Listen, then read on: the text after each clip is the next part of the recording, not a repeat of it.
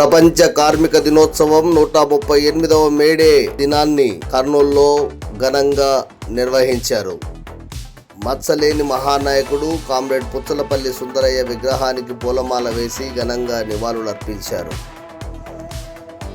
కొత్త bus stand వద్ద ఉన్న కార్మిక కర్షక భవన్లో సిఐటియు రాష్ట్ర ఉపాధ్యక్షులు ఎంఏ గఫూర్ సిఐటియు పతాకాన్ని ఆవిష్కరించి జేజేలు పలికారు.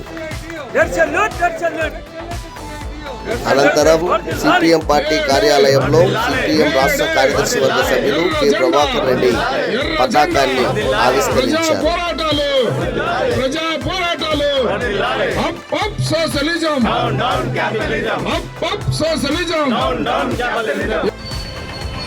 గుత్తి పెట్రోల్ బంక్ సూర్యనారాయణ గుడి సమీపంలో గల ఆటో స్టాండ్ జెండాను సిఐటియు జిల్లా ఉపాధ్యక్షులు సిపిఎం పార్టీ పార్యం అసెంబ్లీ అభ్యర్థి డి గౌజ్ దేశాయ్ జెండాను ఆవిష్కరించారు.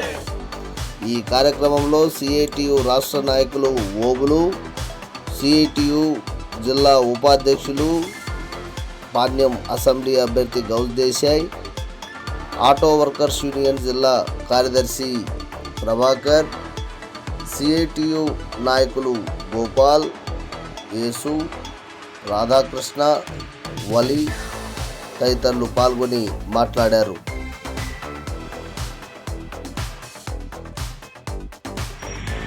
సిఐటియు కరెంట్ ఆఫీస్ స్టోర్ అమాలి యూనియన్ ఆధ్వర్యంలో ఘనంగా మేడేను నిర్వహించారు. ఈ సందర్భంగా సిఐటియు అధ్యక్షులు చలపతి అధ్యక్షతన జరిగిన మేడే కార్యక్రమంలో స్టోర్ హమాలి యూనియన్ మేస్త్రి మోహన్ జెండా ఆవిష్కరణ చేశారు. ఈ సందర్భంగా సిఐటియు నాయకులు గురుశేఖర్ ముఖ్య అతిథిగా పాల్గొని మాట్లాడారు.